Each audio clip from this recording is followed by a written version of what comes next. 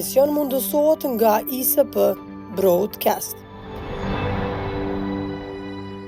Mbrëma kudo që na ndiqni të nderuar shikues, një raport 6 mujor i UNMIK-ut për Kosovën i prezantuar në OKB u përshkasi një përplasje të radhës midis Kosovës dhe Serbisë, rrjedhimisht midis Perëndimit dhe Rusisë, një konfrontim që nuk filloi tani, po ka një trashëgimi që prej kur komuniteti ndërkombëtar vendosi ta mbështesë Kosovën, që kur NATO nisi bombardimin ndaj Serbisë në justifikimin e intervenimit humanitar nga ajo kohë, Rusia bën të bëjë përpjekje të vazhdueshme në narrativin e saj për ta shembur gjithë investimin perëndimor jo vetëm në Kosovë, por në gjithë rajonin e Ballkanit, ku sot janë të vereshme gjurth e atij investimi demokratik, të pluralizmit e çdo gjë tjetër që ka të bëjë me sundimin e rendit dhe të ligjit.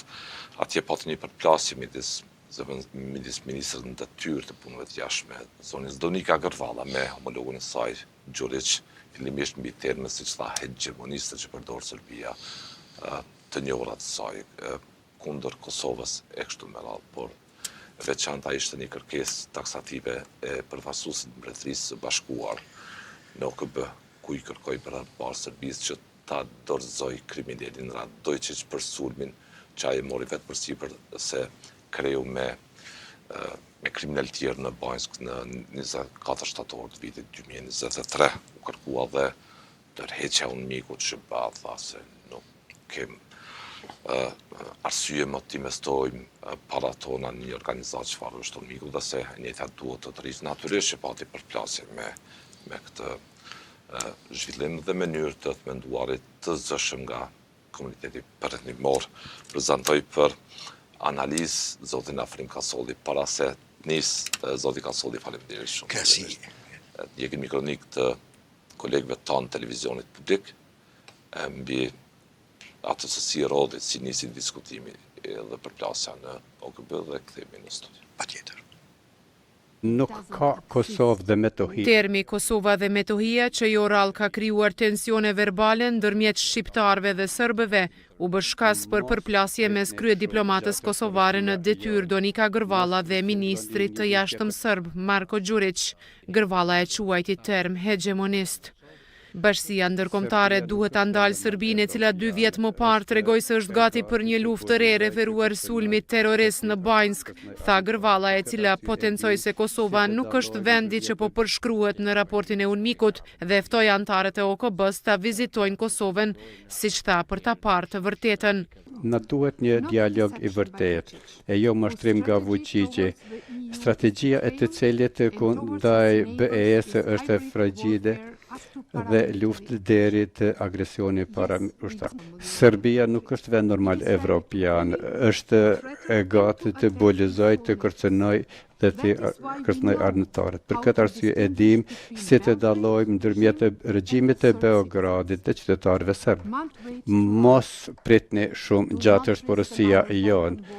Mos filloni një luftë tjetër ballkanike duke u fokusuar në pyetjet e gabuara në vend që të trajtohen kjo e drejtë. Dorëzimin e Milan Radojčićit, kriminalit serb që ka marrë përgjegjësinë e asaj çfarë ndodhi në manastirin e Banjskës, ku mbeti i vrarë polici kosovar Afrim Bunjaku, e kërkoi zëvendës përfaqësuesi special i OKB-s në Kosovë, Milbert Donxhanshin, i cili kërkoi shmangje të masave, siç tha që gryejnë mirëbesimin, vazhdimin e dialogut për normalizim dhe ngriti shqetësimin se mbyllja e institucioneve paralele që veprojnë në Republikën e Kosovës mund të ketë ndikim negativ në jetën e komunitetit serb.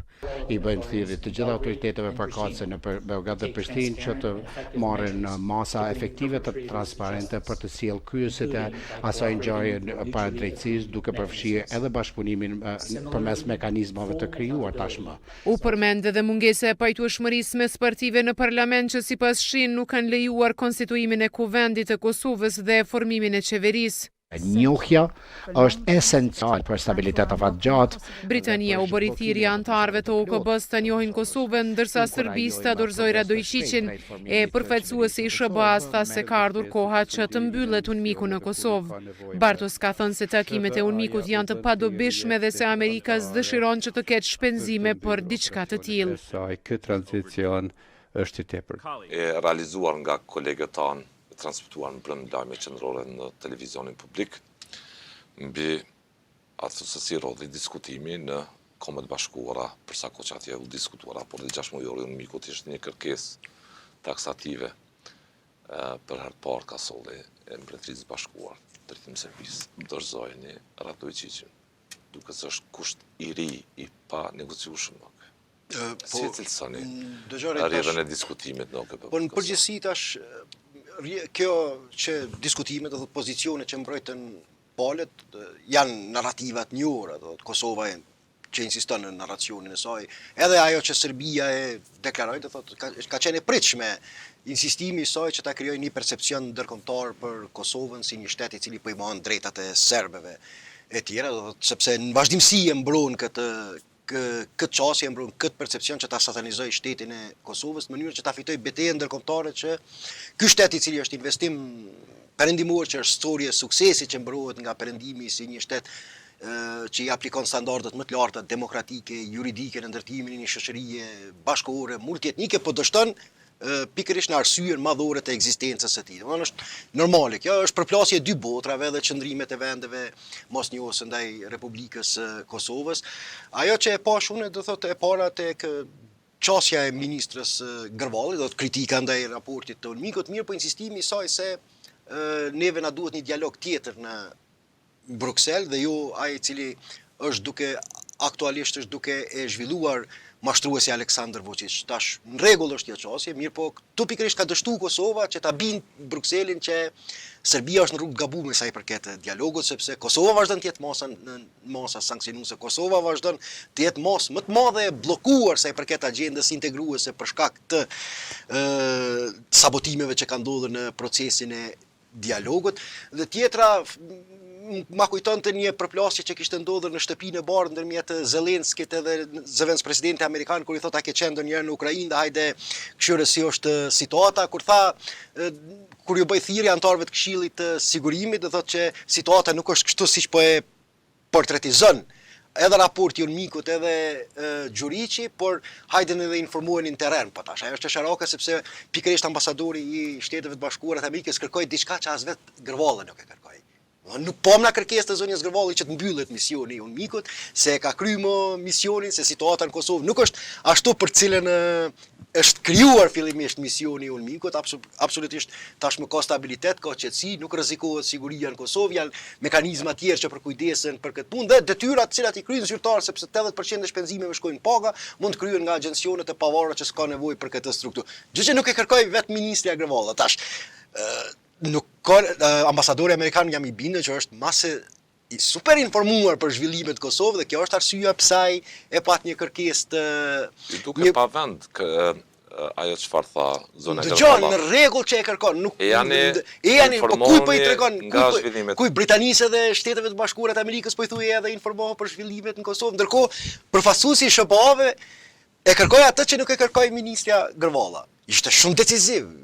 Pa e kujvokët. Pastaj kishte fjalën për vendet skeptike. Po dëgjoj, për anëtar të Këshillit të Sigurimit, mirë po unë prapë tham sepse kërkesa e SBA-ve ishte më e avancuar se kërkesa në aspektin e shtetësisë Kosovës, ishte më e avancuar se kërkesa e zonjës Gërvalla. Kjo më tepër u fokusu që të kemi një dialog tjetër në Bruksel, ndërkohë SBA kërkuan mbylljen e atij misioni që e man peng fatin ndërkombëtar të Kosovës. Kemi nevojë të japim para për një organizatë. Nuk kemi dhe është një mision i cili në mas madhe e man edhe peng fatin ndërkombëtar të Kosovës, prandaj duhet mbyllet që të mos ekzistojë dhe që të çlirohen potencialet e fitimit të njojeve të reja për shteteve që janë ende skeptike në raport. Strategjike duket që jetë një goditje e fortë e amerikanëve. Kjo dhe tash kjo rusëve objektivisht. Po, ndaj rusëve dhe kjo dhe deklarimi i ambasadorit britanez, i përfaqësuesit britanez, paraqiti ishte një çështje novatore deri më tani sa i përket sulmit që ka ndodhur në Banjë, sulmit paramilitar, nga se është vërtet gjithë partnerët, gjithë vendet partnerë ndërkombëtare e kanë dënuar atë agresion paramilitare, terroriste, ta quajmë siç duash. Mirë po problemi është që në vazhdimsi përkundër kërkesës së Kosovës që ka kërkuar ekstradimin, sidomos të Radojčićit, e ka mbretur një lloj hezitimi të shteteve perëndimore që të solidarizohen me këtë kërkesë të Kosovës. Për mua ka qenë paradoksale, nuk kam një shpjegim racional pse kjo kërkesë, nga se ekziston një parim i njohur juridik që dënimi i një krimi duhet bëhet aty ku ka ndodhur krimi. A kanë mosbesim në sistemin e drejtësisë në Kosovë, apo kanë frikë për ndonjë pasojë tjetër, kjo nuk ka qenë shumë e qartë, ndërkohë për herë parë Britania e bëri ditur pa ekuivoke që Serbia duhet ta dorëzoj tek autoritetet e Kosovës Milan Radojčićin, gjë që është një kërkesë e cila pashtu vlen të përshëndetet sepse shpreh edhe besim në sistemin juridik të Kosovës. Për shkak se Kosova atëherë ka kapacitete që në mënyrë objektive, të pavarur dhe neutrale ta bëjë një gjykim të drejtë, të panshëm ndaj atyre që janë të involvuar në këtë proces. Ndërkohë kam pas dyshimet e mia, nga se shumica e përfaqësuesve të tjerë kanë bërë thirrje Serbisë ta dënojë Radojčićin, ta dënojë në Serbi. Mirë, po kur e marrim parasysh deklarimet apo studimet apo themi vlerësimet e organizatave ndërkombëtare që mirren me sistemin e drejtësisë në Serbi, të gjitha e potencojnë faktin që kemi edhe atje një sistem të politizuar, kemi një kontroll të regjimit të Aleksandar Vučićit në sistemin juridik në Serbi. Dhe këto kanë qenë disa paradokse që tha për herë të parë ka solle. Dëgjoj, tha për herë të parë kjo. A mund të jetë kusht tash për Vučićin? Kusht tavoline politike, dorëzoje Radojčićin, sepse nuk e tha një ambasador të Nuk e tha, mirë po tash ndëgjoj, negociatat A mund të shndrohet në kusht politik për Vučićin? Mund të shndrohet, në varet sa do të jetë në gjendje Britania ta shtyjë këtë agjendë. Për shkak se negociatat aktualisht zhvillohen në Bruksel. Ka qenë humbje e madhe edhe për Kosovën edhe për pozicionin e saj në agjendën euro-integruese, veçanërisht në Bashkimin Evropian Brexiti. Nëse ka një shtet në rajon i cili ka humbur mas shumti prej Brexitit është Kosova, dhe tashmë Britania është jashtë këtyre strukturave të rëndësishme, është antare e NATO-s, mirë po në raport me NATO Serbia ka shprehur qëndrim neutral dhe nuk ka ambicie për të integruar. Ti ke raportet tek Qia të ndosuna me Britaninë nuk është lajm i mirë. As për Serbinë autokratit Vučić. Absolutisht. Britania ka qenë njëra prej më e zëshmeve edhe në dënimin dhe gjykimin e asaj që ka ndodhur në pjesën veriore, ka qenë një thirrje drejt për drejt, nëse të kujtohet, ish ministrit të punëve, sekretarit që i kanë atati, sekretarit Cameron, i cili nëse ndodhen një herë banjska ushtarët britanes duhet të luftojnë, të përballojnë ushtarakisht agresionit. Ideja, unë vetëm tentova ta shpjegoj proceduralisht, sepse nuk ka asnjë, është e qartë që tensionet me një shtet si Britania me një ndikim të rëndësishëm që po vjen duke u rrit pesha globale në çështjet e sigurisë, veçanërisht pas agresionit rus në Ukrainë, nuk janë lajm i mirë dhe nuk është mirë, po vetëm ideja ishte që a mund të shndrohet dorëzimi i Radojčićit në kusht për avancimin e Serbisë dhe për agjendën e saj euro-integruese.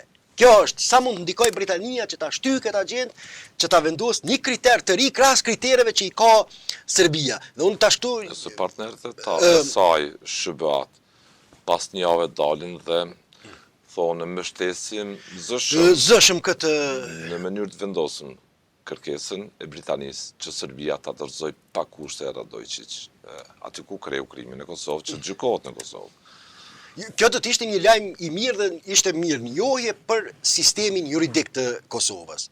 Domethënë sepse edhe prokuria na kemi bashkëbiseduar, edhe prokuria speciale e Kosovës, të gjitha hetimet që i ka kryer. Unë jam i bindur, do të thonë se nuk mund të argumentoj këtë në tavolinë, unë jam i bindur që ajo është kryer me asistencën e partnerëve ndërkombëtar. Jam i bindur që prapa saj kanë qëndruar këshillat amerikane, këshillat britaneze, gjitha ajo ndërmarrje, gjitha ajo ndërtimi, gjitha ajo aktakuzë, gjitha ato hetime, gjitha ato investigime që janë bërë këtë në lidhje, ka qenë thujse e logjike që ta ketë mbështetjen ndërkombëtare. Dhe nëse shtohet ky presion mbi Serbinë që ta dorëzoj Milan Radojčićin krahas Britanisë, që një zëri ta mbrojnë këtë pikpamje, veçanërisht edhe Gjermania dhe Shtetet e Bashkuara të Amerikës dhe Franca. Këto janë vendet kryesore që duhet ta shtyjnë këtë agjendë. Kjo do të ishte një lajm i mirë për Kosovën, do të ishte një mirënjohje ndërkombëtare që megjithatë ekziston një percepcion dhe një vlerësim ndërkombëtar që Kosova ka një sistem efikas të drejtësisë dhe që mund të kryejë gjykime e dënime të këtilla në mënyrë neutrale dhe të pandikuar politikisht. Unë do të isha shumë mirënjohës, do të isha shumë i lumtur që sa më shumë që kjo kërkesë e Britanisë të shndrohet në kërkesë të shndrohet në kërkesë unike ndërkombëtare, por ju referova vetëm asaj që ka ndodhur deri më tani e që ka ngjallër të unë dyshime të paspjegueshme pse ka ekzistuar ky hezitim i partnerëve kryesor të Kosovës, veçanërisht i Shteteve të Bashkuara të Amerikës dhe të Gjermanisë, që në mënyrë të vazhdueshme i kanë bërë thirrje Vučićit që ta arrestoje, ta gjykoje, ta dënoj për atë që ka ndodhur në Bojnsk, mirë po jo që ta ekstradohet edhe në Kosovë. Ka solli, duke që sulmi terrorist, apo thënë Paramilitar, sepse sipas akuzës së prokurorisë që është akuza më e madhe në kodin penal, agresioni një shteti kundër një shteti tjetër. Shkëputje të integritetit territorial. Që ishte ky synimi përmes kriminalëve çfarë është Radojčić, ky agresion i Serbisë i 2023 në shtator, nuk ishte vetëm agresion kundër Kosovës, por edhe kundër, a mund të jetë lexuar si tillë, dhe agresion kundër NATO-s, sepse NATO është në Kosovë, rrjedhimisht edhe në veri, ka solli. Edhe duke që nuk kanë mundur ta gulltitin në këtë situatë kur Vučić luan me 2 kapela, strehon një kriminal atje, shetit të lirshëm ai dhe kapot e tij, dhe në anën tjetër Vučić luan me kapelen e një politikani që e dëshiron Serbinë në BE e tjera. Duke që po e çmaskojnë, po tash po i heqin këto degët e krimit gradualisht. Ndëgjoj, tash objektivi strategjik ajo është e shkruar në dokumentin e orientimit strategjik të Serbisë, integrimi në BE ekziston ende si parim, pavarësisht sentimenteve që dominojnë në shoqërinë serbe. Në të njëjtën kohë Serbia është pjesë e nismave rajonale dhe të Bashkimit Evropian, si procesi i Berlinisë që po bëhet e planit të Ballkanit, e planit të BE-s për rritjen e Ballkanit perëndimor, zhvillon negociatat për antarësim e tjera. Në këtë drejtim Serbia paktën formalisht mbetet e zotuar dhe e përkushtuar se objektiv kryesor të saj ka integrimin në strukturat të BE-s. Ka luajtur me 2 kuta, ka luajtur me 2 standarde, nuk ka diskutim kjo. Jo vetëm në Kosovë, ajo që është përpjekur Serbia ta bëjë në Kosovë, po që i ka dështuar ky plan, do thotë ka tentuar që ta zhvesh veten nga përgjegjësia për sulmin e 24 shtatorit dhe ta paraqes si rebelim të serbëve lokal për shkak të mohimit të drejtave të tyre politike dhe civile, sepse ne dimë çka kishte ndodhur paraprakisht, ata kishin dhënë ndërheqje nga gjitha institucionet ato të sigurisë, të drejtësisë, në kryetarët e komunave tjetër, mund ta krijojnë një përshtypje që serbët nuk kanë asnjë lloj drejte në pjesën veriore dhe ky mohim radikal i drejtave të tyre nuk lën tjetër hapësirë post një rebelimi të mbrëmshëm politik për të rifituar ato që mohon shteti i Kosovës. Kështu ka qenë kretë përpjekja, gjithë qëllimi themelor i Serbisë që ta ekspozojnë ndërkombëtarisht këtë ngjarje si diçka që personalisht nuk ka të bëjë asgjë me të, por që është produkt i vullnetit të tyre spontane autonom të serbëve të Kosovës që nuk mund ta tolerojnë dhe ta durojnë shtypjen nga shteti i Kosovës. Por ja që ishin pikërisht agjencitë, se ndëgjorit na duhet jemi sinqertë, real. Mendon ti që ministri Sveshla ka pas çështje në ato me përgjime satelitore që u pan që ata janë trajnuar në Serbi në baza ushtarake sen? Ne gjithë e dim, nga i ka marrë edhe autoritetet e Kosovës, edhe policia e Kosovës, edhe prokuroria, edhe gjitha institucionet lisbatuese në Kosovë, ne e dim që çato ingjizime, çato pamje satelitore janë marrë nga vendet partnere të Kosovës. Mënyrë që ta nxjerrin në mënyrë të zhveshur Aleksandar Vučićin dhe t'i bëhet të qartë që është e ditur nga partnerët ndërkombëtar roli i tij destruktiv. Mirë po bashkia ndërkombëtare në këtë rast ka luajtur me 2 karta, domethënë kemi pa edhe në Bosnjë çka po ndodh, për shkak se në njërin anë e vendosur në qëllimet e saj, e vendosur në qëllimet e saj. Qëllimi e biseduam edhe më herët, para se të nisim emisionin në rastin e Dodik. Dodik, po. Ne kemi parë që bashkia ndërkombëtare, kam thënë edhe pak më herët në një emision që solidariteti i bashkisë ndërkombëtare me Aleksandar Vučićin do të vazhdojë të ekzistojë për aq kohë sa ata janë bindur që mund ta kontrollojnë Aleksandar Vučićin që të mos jetë faktor destabiliteti rajonal. Nuk e kanë shqetësim shumë të madh problemin e demokratizimit të brendshëm të Serbisë. Zakonisht bashkia ndërkombëtare, siç e kemi potencuar disa herë, intervenon kur sjelljet e një shteti shndrohen në kërcënim për rajonin, jo veç për vetëm nga për problemet e brendshme në ashtet. Dhe unë jam i bindur që sipas tyre, do të sipas kalkulimeve të tyre, këto po e tham duke u bazuar, duke lexuar disa analistë ndërkombëtar, nuk janë të mia të autentike, duke i lexuar disa analistë ndërkombëtar kanë potencu që për aq kohë sa Bashkia Ndërkombëtare, Bashkimi Evropian dhe Shtetet e Bashkuara të Amerikës nuk janë të bindur që opozita në Serbi, ata që po e kundërshtojnë regjimin e Aleksandar Vučićit, do të ishin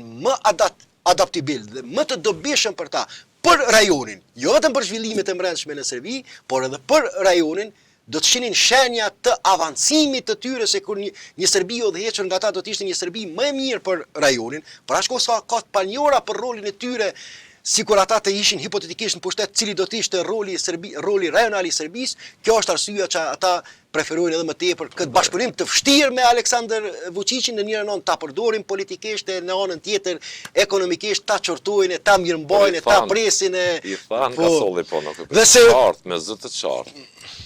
Me zë figuri thanë, dorëzoje Radojčićin. Dhe kjo kërkesë është rezultati vlerave të cilat sot i ka perëndimi. Nuk mund të hesh, nuk mund të mbyll syt para krimit.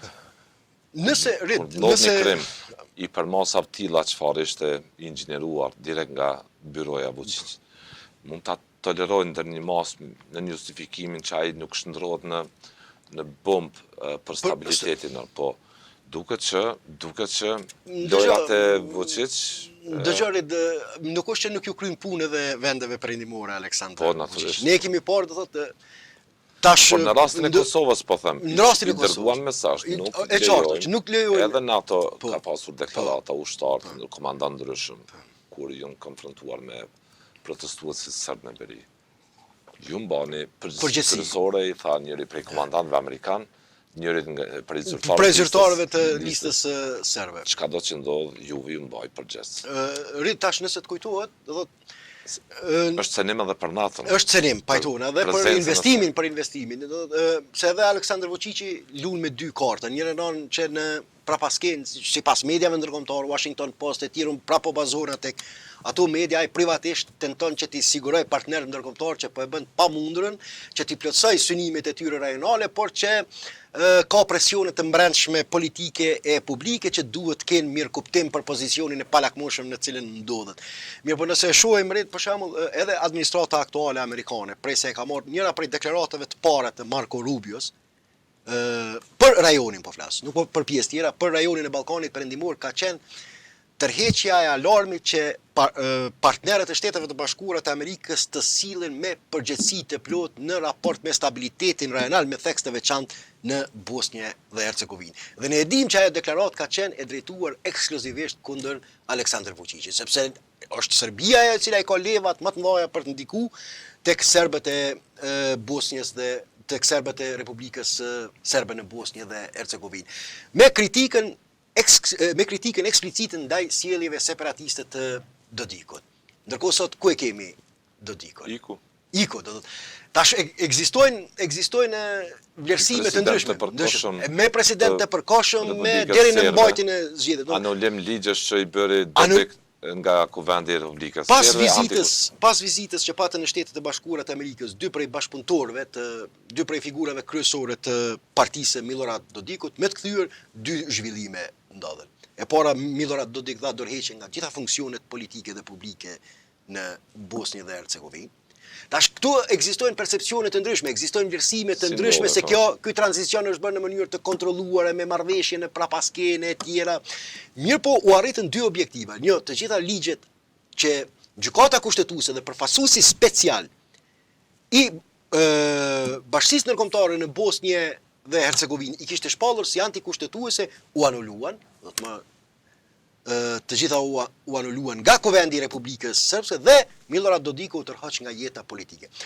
A është minuar ndikimi i tij plot? Tash është iluzore të thuhet që ai në jetë publike. Ai më nuk përfaqëson asgjë politikisht dhe institucionalisht dhe legalisht. Kjo është. A është anuluar ndikimi i tij plot në prapasken? Është iluzore të pritet kjo për shkak sepse kemi të bëjmë me një lider që mbi 2 dekada ka ndërtuar një klientelë. Që mbesin në principet që Ballkani Perëndimor duhet jetojë në paqë duhet ketë stabilitet. Dhe figurat që me retorikën e tyre Kushdo që cënon stabilitetin nuk ka vend në tavolinat politike dhe publike. Kjo është mesazhi i vendosur i tyre. Dodik ikon nga tavolina. Dhe unë jam i bindur që kjo është bërë edhe në koordinim, edhe me Beogradin, edhe me presionet që janë ushtruar mbi Beogradin, ekskluzivisht mbi Vučićin, që ja u është bërë të qartë Dodiku që më nuk ka mundësi ta mbrojë politikisht dhe publikisht, prandaj e vetmja rrugë që i ka mbetur në dispozicion. Mos ketë ndonjë pasojë tjetër më të madhe është kjo që ai të tërhiqet tash përkohësisht apo për herë, kjo mbetet të shihet, mirë po të paktën për një periudhë të caktuar kohore i njëjti më nuk ta ketë e ndarjes dhe cenimit stabilitetit u godit. U godit, pra. Perëndimi nuk u tërhoq për të bërë kompromis me të. Kështu që në këtë drejtim, unë kur kemi biseduar edhe herën e kaluar, pa ta thonë që pavarësisht këtyre ekseseve që mund ndodhin, unë jam i bindur që Bashkia Ndërkombëtare është ka kalkuluar dhe është e bindur që ende mund ta kontrolloj Aleksandar Vučićin dhe Serbinë që të mos shndrohet në një kërcënim më të madh për stabilitetin rajonal. Kërkua në OKB dhe që Kosova të formojë asociacionin e komunave të njëjta detyrime që kemi edhe në Bruksel. Marr Kosova objektivisht nga viti 2011 e tutje kur nisi dialogu teknik e pastaj edhe politik me Serbinë në ndërmjetësimin në Bruksel, gjitha do detyrime komuniteti ndërkombëtar thot taksativisht. Këto janë detyrimet tuaja edhe Serbisë, se cila palë duhet të zbatoj detyrimet e saj. Kosova edhe tani në qeverisin e Kurtit pranoi planin franko-gjerman, aneksin e zbatimit në Ohër, dhe statutin e Zajednicës, po them Zajednicës me gjuhën e Kurtit, asociacionit komuna me shumicë serbe që e bëri këtë draft vetë BE, por që Kurti tha po, mbeti ta çoj për kontroll në gjykatën kushtetuese, nuk e bëri, por BE është e qartë, këto janë detyrimet tuaja, ne nuk heqim dorë nga kërkesa që ju t'i zbatoni këto.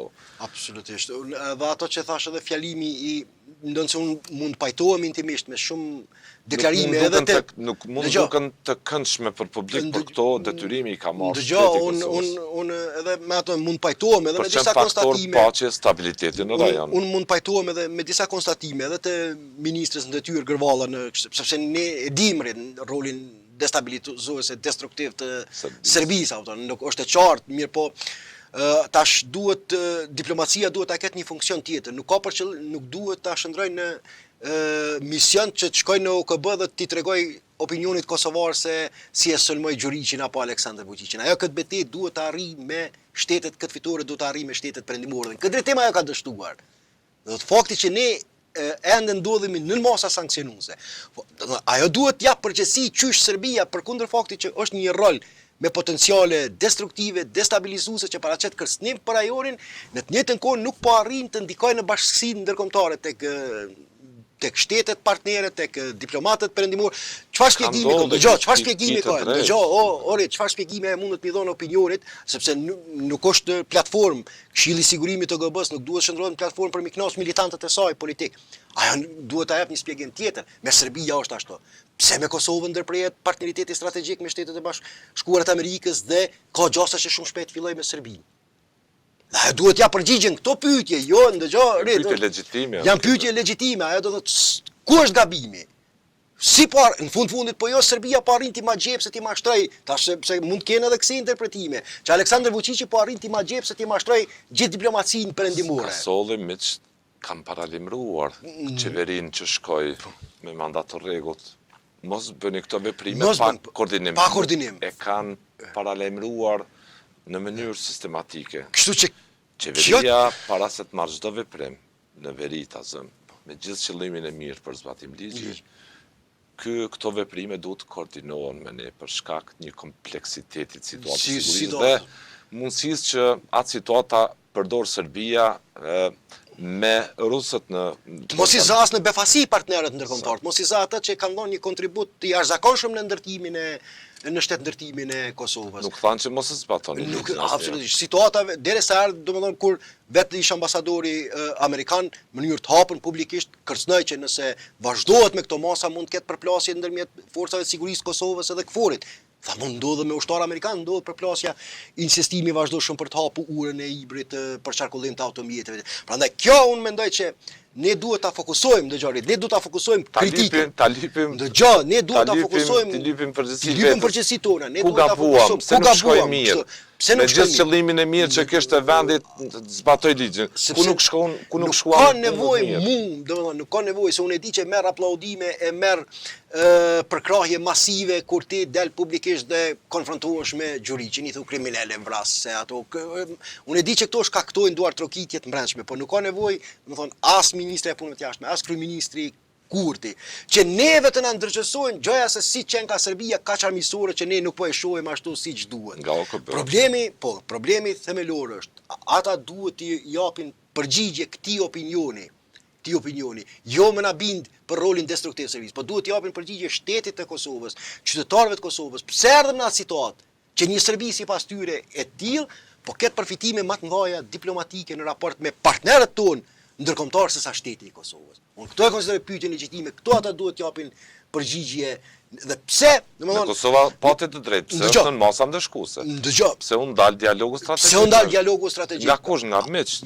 Nga partnerët, nga kontributorët. Pse asnjë avancim në agjendën e integrimit të Kosovës në agjendën e integrimit euro-atlantik nuk ka ndodhur. Ata duhet japin përgjigje në këto pyetje për një mandat thuajse 5 vjet i bënë në pushtet, 4 mënyrë legale. Jo, tregojnë kush është Serbia. Po, ndëgjoj. Dihet kush është Serbia, nuk dihet roli i Aleksandar Vučićit. Këto forume ndërkombëtare nuk ka nevojë të shndrohen në platforma për të kënaqur pasionet e brendshme elektorale pse jemi 2 javë para zgjedhjeve. Nëse do ta bëjnë në vazhdimsi. Edhe aq më tepër ky rekomandimet e ekspertëve që është e panevojshme edhe prezenca e përmes mi arrit relevancën këtij institucioni është e panevojshme edhe prezenca e vetë ministrës në detyrë Gërvalla. Do thotë, ky është thelbi, do thotë, me që Aleksandar Vučići është mashtrues, me që Aleksandar Vučići po i marrën të mirëqenia të gjitha konstatimet e përfaqësuesve të shtetit të Kosovës, që Aleksandar Vučići është destruktiv, është mashtrues, po manipulon me procesin e dialogut në Bruksel, atëherë fakti që ky ka të gjitha këto vese, të gjitha këto manipulime dhe Kosova ndodhet në defanziv diplomatikisht, ti nuk mundesh me zhvesh veten nga përgjegjësia politike pse ki leju që një mashtrues i tillë të ketë suksese në dom të shtetit të Kosovës. Megjithatë, edhe në kampin e miqve, në kampin perëndimor, tashmë ka analiza. Nëse ata vepruan mirë duke mbështetur pa kushte Vučić në Serbi, nëse ata vepruan drejt kur i dhan besimin Vučić e ai me atë besim abuzoi objektivisht duke inxhinieruar një sulm ndaj një shteti tjetër, e ku në atë shtet tjetër është NATO, e ku në gjithë rajonin arkitektura e sigurisë dhe e paqes është investim perëndimor. Dhe këto pyetje po bën edhe vetë në kampin perëndimor, nëse bën mirë që nuk i tërheqën vërejtjen, që nuk i çortuan me kohë, nuk morën masa me kohë dhe ndaj Vučić në Serbi. Po tash Vučić doli nga kontrolli pas agresionit rus të pa provokuar kundër Ukrainës, nëse abuzoi me situatën. Me situatën, po është normale tash prej. Gjithatë këto janë dilema. Të sotme në kampin perëndimor, përveç sanksioneve ndaj Kosovës që i ndërmorën, janë edhe dilemat më natyre. Absolutisht. Nëse vepruan drejt Kosovës, nëse ndëshkuan Kosovën në mënyrë të pamerituar. Dëgjoj, tash këtu prapë tham, dilema ka sepse mos për hir të stabilitetit madhëre kanë sakrifikuar dhe demokracinë në Serbi. Dhe këto nuk mund të mohohen këto shqetësime strategjike që dominojnë shtetet veçante kanë vlerësime të ndryshme. Ne po e përmendim rastin e Britanisë ka qenë më kuptimin pozitiv, më agresive kundër Serbisë në raport me shtetet e tjera. Çdo herë ishte tash, dëgjoj, kriza në lufta në Ukrainë ne kemi parë qartë që i ka ndru totalisht shqetësimet dhe parametrat, sepse fokusi kryesor i perëndimit ka qenë se si të mirëmbahej ajo krizë, si të pengohet agresioni rus, si ndalet ambicia ruse, se si të suportohet, të mbështetet qëndrueshmëria e shtetit të Ukrainës për ta përballuar një agresion të tillë, mirë, po pa shkuar deri atë mos për ta provokuar Rusin që të mos eskaloj konflikti ndërkombëtar. Kjo ka qenë një dilemë edhe në perëndim, sepse mos po e provokojnë një luftë, sepse mos po e provokojnë një luftë bërthavore që do të ishte fatale për njerëzimin. Analistë ndryshëm ndërkombëtar në të njëjtën kohë e kanë potencuar se sikur perëndimi me të vërtetë të investonte kaq përqindje të poezon të GDP-s për luftën në Ukrainë, mbase sukseset do të ishin më të mëdha. Mirë, po ideja siç duket ka qenë që të kontrollohet ai konflikt, që Rusia në mënyrë graduale do thotë të bëhet të qartë që nuk ka kapacitetet të realizojë objektivat e saj strategjike në Ukrainë, gjë që ka dështuar, sepse në fillim gjithë është menduar që Ukraina do të kapitulojë brenda 2 vjetë, brenda 2 javë. Në fillim kur para se ka filluar agresioni, analistë ndërkombëtar kanë potencuar që 2 deri në 3 javë do të ndodhë kapitulimi. Dhe nuk ndodhi, ende Ukraina domethënë tash kemi vijat e frontit, përparimet janë ngadalshme në terren dhe edhe Putini ka heqë dorë nga ai objektivi i madh i invazionit, do thotë për kontroll të plotë të Ukrainës, tash po i kërkon vetë të ruaj përfitimet aktuale 20% të territorit në Ukrainë.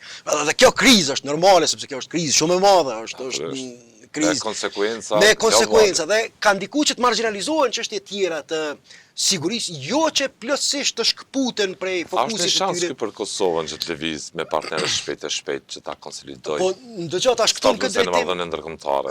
Ndëgjoj tash në Serbi, megjithatë që është nën kontroll politik të perëndimit, mund të themi që është në kontroll, jo plotësisht, po është në kontroll nëpërmjet Vučić, perëndimi e kontrollon Serbinë sot. Absolutisht, bashkëpunimin e ka me NATO-n. Rasti Dodik. Kështu që në këtë drejtim do thotë unë gjithmonë kam insistuar që këtu e shoh dështimin e diplomacisë së Kosovës që nuk e ka shfrytzuar sa duhet shansën që është krijuar aktualisht. Mos harroni, do thotë sot ne kemi një Serbi e cila ka 5-6 agjenci lobuse në Shtetet e Bashkuara të Amerikës. Kosova nuk e ka asnjë. Nuk mjafton vetëm pretendimi se perëndimi duhet ta kuptojë se kauza jonë është e drejtë, se kauza është e drejtë, se ne kemi qenë viktimë. Po në rregull drejt ato ndëgjohet. Kosova është fëmijë i perëndimit. Po ndëgjoj se kanë kaluar mbi 25 vite që nga viti 1999, dhe jam i bindur që sikur ndryshimet e gjeneratave që kanë ndodhur në Kosovë, sot as gjeneratat e reja mbase kanë një pamje të mjegullt, kanë një kujtesë të mjegullt për atë që ka ndodhur në Kosovë, e lemo të mos flasim për ndryshimet që ka ndodhur në botën perëndimore. Shumica atyre diplomatëve që kanë qenë retorik dhe sjellje konstruktive e Kosovës do të përshëndrojë në shans. Cilat janë kontaktet? Kosova të duket një vend që është kontributore paqes, stabilitetit. Cilat janë kontaktet me nivelin e lartë të administratës Trump të shtetit? Jo, nuk janë, nuk ka. Cilat janë? Nuk ka. Absolutisht, nuk përfaqësues të shtetit Kosovës as nuk priten. Kur ishte atje nuk u takua me përfaqësues qeverisa. Dhe unë disa herë kam potencuar, edhe këtu duke referuar, nuk janë mendimet mia autentike këtu, duke i lexuar ish diplomatë të Shteteve të Bashkuara të Amerikës. Ju do doni që Kosova të kishte trajtim tjetër në Shqipëri. Jo dhe gjithë duke ju referuar këshillave dhe rekomandimeve të ish diplomatëve të vetë Shteteve të Bashkuara të Amerikës, të cilët kanë qenë mos të madhe të involvuar me procesin e shtetëndërtimit të Kosovës. Dhe ata në mënyrë të vazhdueshme i kanë bërë thirrje qeverisë e Kosovës, e kanë lutur shtetin e Kosovës që t'i gjejë mundësi t'i vendos këto kontakte nëpërmjet kanaleve diplomatike me administratën Trump. Asgjë nuk ka ndodhur në këtë drejtim. Nuk mjafton vetëm justifikimi para opinionit brendshëm se kauza e shtetit Kosovës është e drejtë dhe Serbia është agresore. Është i pamjaftueshëm ky argument. Jemi në kontekst krejt tjetër gjeopolitik. Çka nëse Serbia e kryen një shërbim më të madh për perëndimin e luftës në Ukrainë? Kjo mund të hakmirret në gjeopolitikisht për shtetin e Kosovës. Nuk po lexon mirë thotë. Kjo absolutisht nuk kam si ta interpretoj ndryshe dhe këto janë arsyet që ky mosleximi i dur gjeopolitik i situatës na ka pru në këtë situatë që mbase unë pajtohem që Serbia është fajtore për shumë zhvillime që ndodhin, por pasojat i ketë Kosova më tepër. Perëndimi nuk heq dorë nga një investim perëndimor i rëndësishëm në gjithë Ballkanin perëndimor, rrjedhimisht në Evropën lindore për një paqe dhe stabilitet pasenuar nga asnjë lloj retorike, nga kushdo që përfaqësohet, nuk bën kompromis. Dhe Dodik shembulli në Ballkanin perëndimor, sot nuk është më pjesë e tavolinash, tavolina duket që edhe siç e thatë ka solli Vučić ka një rol. Unë jam i bindur Unë jam i bindur që kreu një qendër për perëndimin. Dëgjoj, atë komunikat, unë nëse mban mend kemi bashkëbiseduar dhe këto. Marco komunikatën kur e kam lexuar atë postim në rrjetet sociale të Marco Rubios, nëse të kujtohet pa të thënë që vrehen çarjet e para ndërmjet administratës aktuale amerikane dhe rolit të Serbisë në rajon, sepse ai ishte tërheqje e vëmendjes për rolin e Serbisë. Dhe çka ndodhi? Do thotë që Serbia në këtë drejtim e ka lexuar qartë mesazhin e SBA-ve. drejt e ka lexuar. Do të thotë që nuk i ofron më asistencë dhe mbështetje Dodikut për rolin e tij në Bosnjë dhe Hercegovinë. Dhe tërheqja, unë pajtohem, nëse nuk mund të argumentoj në tavolina, por unë pajtohem që ky tranzicion është kryer dëgjoj. Cili është bilanci? Ky tranzicion është kryer në mënyrë të kontrolluar, është kryer në pa paskë. Cili është bilanci? Njerëz pyetin kush është bilanci? Bilanci është Dodek mbetet jashtë tavolina, jashtë skenës politike. Në Republikën Srpske. Në njërin prej detëve dhe mund të arrestohet, po bëri belat. Se çka do të bëhet armë, ne veç mund të merret me institucionet e zbatimit. Mirë, ajo që ne sot mund ta themi me saktësi formalisht, çka shohim publikisht, që Serbia dhe Republika e Serbëve të Bosnjës e kanë dëgjuar dhe e kanë përfillur me konsekuencë kërkesën e administratës Trump në Republikën Srpska. Kjo nuk mund të mohohet formalisht. Nuk lejojmë retorikë për shkutje, për ndarje, për fillim stabiliteti. Dhe duke detyru duke detyru që ti tërheq edhe të gjithë infrastrukturën ligjore që e kishte miratuar në fund që e kërcënonin marrëveshjen e Daytonit. Dhe kjo është e qartë. U kthy në pikën ku ishte. Kthy në pikën ku ishte dhe unë jam i bindur që këto do t'i përkthehen në kredite Vučićit. Këto padyshim ky do të ketë përfitime diplomatike nga si një faktor i cili po i merr në konsiderat dhe po i shtyn retorikën separatiste e destabilizuese të rajonit. Ka solli në çfarë them, Kosova pritet mbajë zgjedhjen rrethin e dytë, pritet që çfarë them, gjykata konstitucione të dalë me çfarë do lloj njoftimi që pranon ose nuk pranon kërkesën e listës serbe mbi ankesën që ajo ka se nuk u zë në kryetari saj siç takon me kushtetutë kështu dhe me rregullore të punës kuvendit që pat shkelje e kështu me radhë që ju mohuani kërkesë që ajo ta ruaj drejtën taksative kushtetuese që është thënë se i takon grupit më të madh politik të Pakicës Serbe që të propozoj në kryetarin e kështu me radhë. Synon që pretendon që është shkelje kushtetuese, nuk gjykata kushtetuese ende nuk po flet as ashtu, as kështu dhe në pritje të gjithë kësaj situate, të një momentumi mbase që vendi mund shkojë edhe në zgjedhje të jashtëzakonshme parlamentare këtë vit. Çka është prioritet për Kosovën shtet? Përtej retorikës populiste, përtej retorikës sistematike ditore që bëhet në studio televizive, kudo që shkojnë politikanët për shtetin e Kosovës. Çka mendoni që ju është tepër jetike, me rëndësi që të marrë 1, 2, 3 vendime? Dëgjoj, që duket ajo që ne e përcaktojmë si rëndësi nuk po konsiderohet nga ata që janë faktor vendimarrës politik. Ne, sipas gjitha gjasave, do të vazhdojmë me këtë gjendje të jashtëzakonshme nga zgjedhjet në zgjedhje, nuk duket asnjë indikacion madje edhe për herë të parë dhe Albin Kurti dje pranoi në Londër, sepse kishte nguruar ta bënte këtë, e bëri në Londër që nuk i ka dhe nuk i ka numrat për nëse ajo dije ishte publike, ishte një vërtet publike, mirë po eksponentët e vetëvendosjes trumbetonin me të madhe se presim çastin, presim momentin kur do të vi votimi dhe do ta shihni që qeveria Kurti 3 është tashmë fakt dhe punë kryer dhe pranoj që mbase do ta ketë vështirë deri të dielën ti siguroj numra dhe nëse dështon Kurti aty ku pajtohem unë me Kurtin është që edhe nëse dështon Kurti as subjekte tjera parlamentare duket jo që duket, po është mbase e sigurt, nuk kanë mundësi, nuk kanë asnjë shans që ta krijojnë një qeveri të re me lëvizjen vetëvendosje në opozitë. Ndonse do të mvaret nga presidencia në herën e dytë kuj do të diskrecion saj është kuj do t'ja jap të drejtën. Kanë marrë leksion këta politikanë që ka Kosova, sidomos Kurti që ishte në pushtet.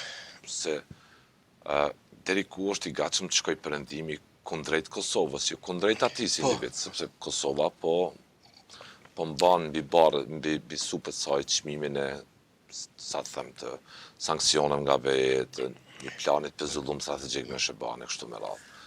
Tash në këtë drejtim kanë marrë leksion sipas jush. Po veprimet e tij nuk japin këtë, tash privatisht se si mendon ai nuk e di, po veprimet e tij nuk japin këtë, nuk e transmetojnë këtë mesazh që ai duket të jetë ndërgjegjësuar për ndëshkimet diplomatike që i ka marrë shteti i Kosovës. Tash për mund të lidh me pyetjen do thotë çka duhet bëj Kosova, nuk diskutohet ajo krijimi institucioneve legjitime, kjo është skandaloze, ne sot jemi që sa kohë pa institucione legjitime me një qeveri problematike në aspektin e vendimarrjes pa kuvend funksional, e cila reflektohet më pastaj edhe në kretë poret edhe në kretë segmentet e tjera të shoqërisë. Dhe hapat të domosdoshme në planin e ringjalljes ekonomike, sepse vendi edhe në aspektin ekonomik po jeton një farë situate të vështirë, do të thotë janë duke akumulu vështirësi për mbjetesë ekonomike, varfëria po troket dhe që ajo që është më e rëndësishme që gjithmonë duhet të kuptohet, do të thotë që me Kosova, siç e thonë edhe vendet mike, është storje e suksesit edhe për ato. Kosova duhet ta ketë parasysh që ta mirëmbaj këtë rrëfim, që ndërkombëtarisht ta mirëmbaj këtë pozicion që të shihet si vazhdim i rrëfimit të suksesshëm perëndimor në procesin e shtetëndërtimit të Kosovës. Dhe jo si një gabim siç Jo si një gabim, do të thotë kjo është primare sepse Kosova nuk ka kapacitete tjera për prestigj ndërkombëtar, nuk është vend industrial, nuk ka mundësi për shembull që shndrohet në ndonjë fuqi për me mbi principin e respektimit të drejtave dhe Kosova mund të mbjetojë, Kosova mund të ketë sukses ndërkombëtarisht për aq kohë sa e mirëmban këtë rrëfim dhe nuk i lëndon partnerët ndërkombëtar në këtë drejtim. Kjo është shtylla, kjo është parimi, kjo është pika kryesore mbi cilët asnjëherë nuk duhet të zhgënjej partnerët ndërkombëtar. Pra çka sa është kjo botë kështu, nëse bëhet një botë tjetër që dobësohen SBA-t, dobësohet Bashkimi Evropian dhe Kina dhe Rusia shndrohen në superfuqi, atëherë edhe vlerat dhe standardet globale do të jenë tjera, atëherë edhe vlerësimit do të jenë tjera dhe krijohen rrethana tjera. Në forume ndërkombëtare rusët godasin perëndimin, veçanërisht SBA që formuat një shtet të dështuar. Dhe rrëfimi tjetër është që ne bëjmë një shtet model të vlerave perëndimore që respekton drejtat e njerit. Që është prijetar në Ballkan, në këtë drejtim. Një shtet që kontriboi në paqen dhe stabilitetin në rajon, në gjitha arkitekturët investimit perëndimor. Thjesht një fëmijë që lindi perëndimi në Ballkan sipas imazhit demokratik të perëndimit. Janë model një demokracie funksionale, i respektimit çdo standardi perëndimor dhe këtu duket që ka nevojë për ta lezuar drejt këtë memorie të rëndësishme. Kjo është ajo që unë insistoj që Kosova asnjëherë nuk guxon ta lëndojë këtë raport. Lëndimi i këtij raporti krijon pasoja të paparashikueshme sepse shembet shtylla kryesore e investimit ndërkombëtar në Kosovë. Pa e mirëmbajt këtë shtyllë, pa e mirëmbajt këtë parim, atëherë cila është arsyeja e investimit ndërkombëtar në Kosovë? Nëse nuk mirën konsiderat ato parime mbi cilat madhore, mbi cilat është bë gjithë ky. E kanë thënë amerikanët në mënyrë të përsëritur e i ke cituar në mënyrë taksative disa herë me qëllim që të informohet publiku drejt, jo vetëm të manipulohet nga deklaratat dhe retorikat politike. Ambasadori amerikan këtu në Kosovë, Jeff Homenier, ka thënë, në mënyrë të qartë, me retorikën dhe veprimet tuaja, po pa mundsoni që t'jem avokat tuaj në marrëdhënie ndërkombëtare, që të lobojmë për Kosovën, shtet. E kanë thënë disa herë, por duket që ka hos një vest të shurdhër kjo. Duket që edhe në Maqedoni shkojmë në një analizë në vështrim tuaj në Kosovë.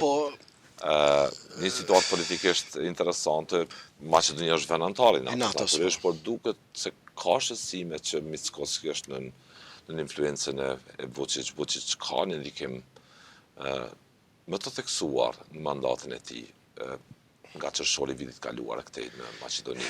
Qoftë pikpamje edhe ekonomike, pikpamje sigurisë e kështu me radhë. Dhe simbolike, dhe festat dhe duket që prezenca e Serbisë atje është më e thelluar. Dhe shqiptarët i pam ashtu të fragmentarizuar. Kam pluralizëm, por retorika atyre ishte. Dëgjoj Idun, disa herë dhe në disa analiza kam deklaruar që Maqedonia mund të mbjetojë kuptimin metaforik e kështu ilustrativ vetëm sipas konceptit të Ali Ahmetit. Do kështu tash e kam shpjeguar atë se çka nuk kupton, do kjo që të mirëmbahet agjenda eurointegruese e Maqedonisë që të mbahet do thotë drejtimi i saj perëndimor, sepse një Maqedoni e cila shkputet nga perëndimor nuk mund të mbjetojë sepse shqiptarët e Maqedonisë nuk do të mund ta toleronin një Maqedoni tjetër e cila futet në hegemoninë, në ndikimin e botës serbe me theks veçantë që të jetë si lloj zgjatimi i botës ruse. Tash ajo që ka ndodhur ka qenë befasie edhe për mua, sidomos në zgjedhjet e fundit e para, këto zgjedhje janë parë si një lloj testi për dy kampe të etnike, si për Maqedonët, ashtu edhe për kampin shqiptar, për shkak të asaj që kishte ndodhur në zgjedhjet nacionale. VMRO-ja, partia drejtuese e qeverisë, në zgjedhjet nacionale kishte pasur një sukses të jashtëzakonshëm dhe në mas të madhe këto zgjedhje më parë aporuhet i njëjti trend i besimit elektoral të kampi Maqedonas për VMRO-n, apo ka ndryshuar situata. Në të njëjtën kohë në kampin shqiptar kishte ndodhur diçka tjetër, një grupacion politik i quajtur Vlendon se kishte marrë vota më pak se sa BDI-ja u bë pjesë e koalicionit qeveritar me VMRO-n DPMNE-n. Dhe këto zgjedhje unë i kam parë si një lloj testi që të konfirmohet, do të thotë që vleni kanë apo s'kan legjitimitet. Kanë apo s'kan legjitimitet. Të dhënat që na ka ofruar, të dhënat që vijnë nga Maqedonia, krijojnë një situatë paksa të çuditshme që shqiptarët e Maqedonisë, kjo kërkon analizë rreth, nuk mundon këto të shkurtër. Me një konstatim, me një konkludim të po. Dhe të dhënat që vijnë nga Maqedonia tregojnë që nuk janë shumë të zhgënjur me vlenin. Shqiptarët. Shqiptarët e Maqedonisë kanë dëshmuar që nuk janë. Madje tjetër është aleanca për integrim, që është sepse fitoria në Gostivar nuk është fitore e BDI-s.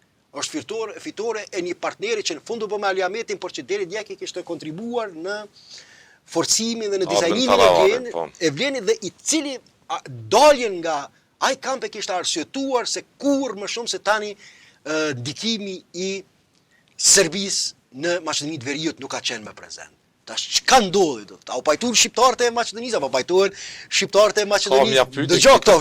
Derisa unë nuk kam dhëna tash. Çka ndodhi? Ky rezultat mu më lën të kuptoj që shqiptarët e Maqedonisë që kanë solidar me ato që po ndodh. Në madh mediatik, u artikuluar shqetësimit që shqiptarët janë të shtypur dhe drejtat. Po ju mohon drejtat e fituara. Po drejtat e fituara me edhe me marrëveshjen e vitit 2001, edhe me jo vetëm rit, marrëveshjen e Prespës. Është një portal lajmi në Maqedoni dhe dhe është një portal lajmi në Maqedoni dhe ko pas kohë bën intervista si me ish eksponent të rëndësishëm politikës maqedone ashtu edhe shqiptar. Dhe mbesa i kanë përcjellur shumicën e atyre intervistave me figurat kryesore të jetës politike në Maqedoni prej viteve 90 deri më sot. Të gjithë ata, duke përfshirë ish kryeministin Lupço Georgievski, duke përfshirë ish presidentin Maqedonas Panderovski, të gjithë e kanë nuk është vetëm Taravari, të gjithë e kanë potencuar që kemi një ndikim, rritje të ndikimit të jashtëzakonshëm të Serbisë në Maqedoninë e Veriut. Dhe në bazë të hulumtimeve në opinionin publik që janë bërë, që unë i kam lexuar sepse nuk jetoj në Maqedoni, nuk e di dinamikat lokale, unë veç po flas ato që i kam lexuar. VMRO-ja dhe Mickoski ka rritur që një pjesë të rëndësishme krahas keq menaxhimit kuptohet korrupsioni, lodhja, sepse këto kanë ndodhur edhe në qeverisjen e LSDM-s me BDI-n, një pjesë të rëndësishme të retorikës së tij të përfitoj duke e paraqitur identitetin Maqedonas si një gjendje shtetërrethimi në njërin anë nga Bullgaria, e cila ka vendosur veto për agjendën integruese për shkak të e cila kërkon të ndryshimet kushtetuese për ta njohur elementin bullgar si pjesë kushtetuese të Maqedonisë. Dhe në anën tjetër edhe Prespën, edhe mbi emrin dhe në anën tjetër për shkak të përfitimeve që kanë pasur, njëra prej arsyeve pse ka fituar është se shqiptarët po fitojnë më tepër pushtet se sa e meritojnë. Dhe çka ndodhi ta shqiptarët votojnë për atë parti e cila bashkëqeveris me vlenin. Me bashkëqeverisë me VMRO-n. Analizë komplekse pak. Këto analiza, këto analizë nuk është që i kam lexuar në media ndërkombëtare, për këtë mentalitet shtetërrethimi që e ka kultivuar, se si Mickoski po tenton ta mbrojë identitetin Maqedonas nga këto dy ekstreme, ngjalli retorike nacionaliste dhe përfitimi i tij, domethënë, i jashtëzakonshëm, i paprecedent në kampin Maqedonas, që u konfirmu edhe në zgjedhjet lokale. Mas të madhe është rezultat i kësaj retorike që po i mbrohen Maqedonës nga shqiptarët dhe bullgarët. Dhe tash shqiptarët votuan për njëtin grup, se nuk është parti e veçantë, por për të njëjtin grup të partive politike për që kanë koalicion, që bashkëqeveris me VMRO-n. A do thotë kjo se shqiptarët tash janë të kënaqur me gjendjen në Maqedoni? A do thotë se mohimi i drejtave të tyre dhe kufizimi i pushtetit të tyre që Mickoski e ka vendosur si objektiv strategjik shtetëror është diçka që pranohet nga shqiptarët? Unë ashtu nuk i kam dhënat vetëm në bazë të ky rezultat na çon domosdoshmërisht te këtë pyetje. Janë disa nëse është raportuar se habitati politik, dhe jo vetëm politik i konfiguracionit shqiptar në Maqedoninë të Veriut Ka shqetësime që qeveria aktuale ka përfasu retoriken për të shtyp drejtat e shqiptare, për të paksu ato drejta. Dhe për të divorcu nga bullgarizmi, për të kriju lidhje më shumë me Serbinë. A janë pyetje legjitime, ky rezultat i zgjedhur na çon nga këto pyetje legjitime, a janë të akord shqiptarët, kjo votë që u dha për Vlenin, a nën kupton me kursin aktual të Maqedonisë. Që pajtohet me kursin aktual të Maqedonisë. Tash këto janë disa, ndëgjoj, tash këtu unë mund vetëm të spekuloj. Apo voti nati, tash kjo që na çon ka një fragmentarizim edhe më i madh, ka një bajraktarizëm edhe më i madh. Ka një bajraktarizëm më i madh. Gjitha këto janë pyetje. Mund të spekuloj, tash unë këtu vetëm mund të spekuloj, nëse në ndërkohë do të besoj, do dalin analiza, do dalin hulumtime të opinionit publik, se zakonisht atyre unë ju kushtoj rëndësi më të madhe. Nuk besoj që shqiptarët janë dakord me Mickoskën atje. Jo, po janë më tepër inatët e mbrendshme që i bëjnë tash të mos shohin në fushpamin e tyre atë çka është imagjinat më e madhe e interesit kombëtar, por të jenë të kënaqur me përfitimet klienteliste që janë krijuar edhe nga pjesëmarrja e Vlenit në Maqedoni, në qeverisje. Dhe kjo mund të jetë. Do të njëra prej arsyeve që akomodimi tyre në pushtet ka provuar edhe atlëk. Tash kjo krijon një fragmentarizim që mo interesi kombëtar shihet si dysor në raport me interesin primar të fshatit e qytetit. Ku bota ime politike përfundon në kufijtë e krahinës sime. Teknika trokit alarmi i retorikës së shqiptarët. Po, nëse kjo është rrezikohen me drejtat që kanë fitu ato drejta. Tash nëse kjo është kështu, prap në nivel të spekulimit nuk po ja vetës luksin ta shpallin në mënyrë të plotë. Nëse kjo është kështu që ky rezultat i favorshëm për Vlenin, le të thotë çka duhen zyrtarët të BDI-s. Dy komuna minore i morri BDI-a. Do të komunat kryesore dolën jashtë kontrollit të BDI-s. Në një anë të kontrolluara nga Vleni, në anën tjetër nga partner që dje ishin me Aliametin, nesër mund të mos jenë. Në maj, pati rezultat tjetër të vitit kaluar BDI, tani kjo është rezultat edhe këto janë lokale. Para një pyetje dhe para një sprove serioze që unë nga kjo distancë mund t'jap gjykim, mbase do të shkojmë së bashku një ditë në Maqedoni të Veriut për ta parë situatën më afër për bisedu me aktor që e njohin më mirë dinamikat, me gazetare, hulumtuese, opinionist, dinamikat lokale politike që ndodhin. Mirë, por nëse kjo është si po spekuloj unë, që vota për Vlenin u kurzu nga kapaciteti për të ndërtu klientela të reja për shkak bashkëpjesëmarrjes në qeveri. Dhe kjo është interesi i Mickoskit. Le t'i lënë të kënaqen me pushtet lokal veç të suspendojnë kauzën për drejtat e tyre kombëtare. Dhe nëse kjo është kështu, do thotë, atëre situata bëhet më alarmante që interesi shqiptar në Maqedoni po fragmentarizohet, nuk ka një fushpamje më të gjerë, një imagjinat më të gjerë për pozicionin e shqiptarëve, mirë po ato për cilin luftojnë partitë politike, luftojnë vetëm se si të akomodohen nga hapësira, socioekonomike, nga hapësira, po për një punësim në administratë, nga hapësira që ja krijon partia fituese maqedonase.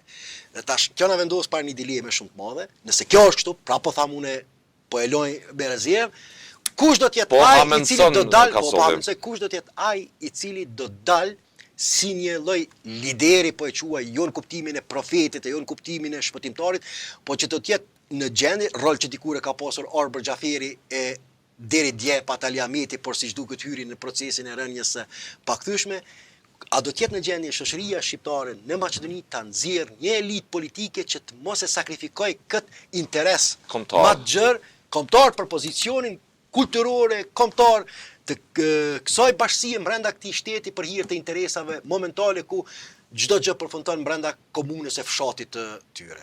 Kjo është dilema. Një punësim, një tender, një premtim, një shkollë.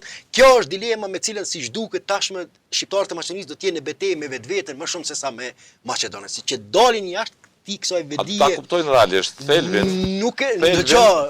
Ata kuptojnë realisht objektiv, gaja që po thu, thelbin e kauzës. Thelbin e problemit që do të jenë në gjendje sepse shumë prej përfitimeve që ka pas Maqedonia e Veriut, sa i përket agjendës integruese, kanë qenë pamundura pa kontributin e faktorit. Bilem, sikur të mos ishte faktori, roli pozitiv i faktorit shqiptar, i BDI-s që e ka mbajtur këtë ritëm, se sot Maqedonia mbase nuk do të ishte as në NATO. Ishte kontributor të rëndësishëm. Kontributor të rëndësishëm. Mirë po, kemi hyrë në fazën e dekompozimit të rolit të BDI-s, nga kjo që po shohim, të rënjes së siç duket të pashmangshme të Ali Ahmetit si një lider i rëndësishëm deri dje, dhe kemi hyrë në një fazë të disa liderëve të vegjël, secili tetova e ka liderin Që mjaftohen me agenda partikolare. Zonën katastrale të tyre. Çajiri e ka liderin Bajraktarin e vet, Gostivari e ka Bajraktarin e vet, por mungon një platformë e përbashkët e shqiptarëve në Maqedoni, e cila do të ishte një lloj artikuluese e këtij interesi më të përgjithshëm për ta shty agjendën shqiptare në kuadër të Republikës Maqedonisë së Veriut. Dhe kjo është rreziku, ndonjë kjo unë të po i marr me rezerva që po i them. Në bazë të asaj që ka ndodhur, sepse rezultati është i disfavorshëm për BDI-n. Dhe këtu duhet ja përgjigje BDI-ja, rezultati është i favorshëm për Vlenin, po dhe Vleni është një kombinim i grupeve fragmentare. Bilal Kasami ka parti tjetër. Duket që ata i mban pushteti qendror. Pushteti qendror, klientela që kanë kriju, mirë, po kjo do të jetë fatale për interesin kombëtar të shqiptarëve në Maqedoni. Do të shkojmë në Maqedoni për të marrë gjithë atë feedback nga segmente ndryshme shoqërore që mund gjejnë një analizë sado objektive mbi këtë rezultat të shqiptarëve të fragmentarizuar. Unë do të isha mirënjohës nëse do të shkonim. Natyrisht unë vish nga këndvështrimi jam nga ato që i kam lexuar, sepse ka kohë që nuk kam qenë në Maqedoni, në Maqedoni të Veriut, mirë, po për mua mbetet shqetësues fakti. Për mua mbetet shqetësues fakti, sepse prapë them, po ja na shkaloj intervista dhe deklarimet e përfaqësuesve të partive shqiptare. Në ato që i kam dëgjuar edhe nga vet ish eksponent të politikës maqedonase, kanë alarmuar me shtimin e jashtëzakonshëm të ndikimit të Serbisë këto vitet e fundit. Dhe tash partia shqiptare e cila bashkë qeveris me partinë maqedonase që është duke ndjekur këtë kurs gjeopolitik, merr për kraje më të madhe të shqiptarët e Maqedonisë. Diçka nuk është në rregull. Diçka nuk është në rregull, duhet ta mbase na mbetet ta hetojmë këtë paradoks. Të falenderoj Kasolli për kohën që ishim me mua.